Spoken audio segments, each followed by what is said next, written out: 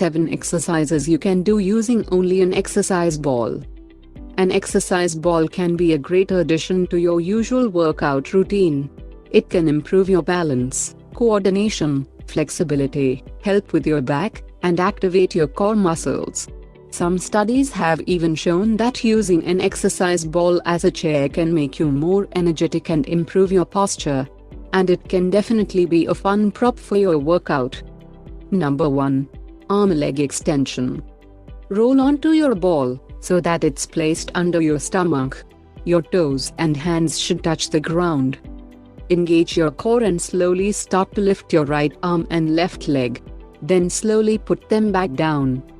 Repeat with your left arm and right leg. Number 2. Hip thrusts. Start by sitting on the ball. Slowly start moving your legs forward until your head and shoulders are on the ball and your feet are bent at a 90 degrees angle. Keep your knees in line with your feet, which should be placed hip distance apart. Slowly start to lower your hips toward the floor, and then lift them back up. Number 3. Wall squat. Put the ball against the wall and lean up against it with your lower back. Move your feet one step forward and place them shoulder width apart. Squat down until your thighs are parallel to the floor. Stand back up. Number 4. Plank. There are a couple of plank variations you can try.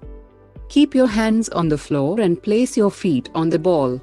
You could also start by lying on your stomach on the ball, and walk your hands forward until the ball reaches your feet. From that plank position, you can lower into a forearm plank. You can also try doing it the other way around, keeping your legs on the floor and placing your forearms on the ball instead. To make it easier, start with your knees on the floor and then lift them up. Number 5. Crunch. Lie on your lower back on the ball and put your hands behind your ears. Roll your shoulders up, pause, and then lower them back down. Number 6. Prone cobra. Lie on the ball so that it is right below your ribcage area.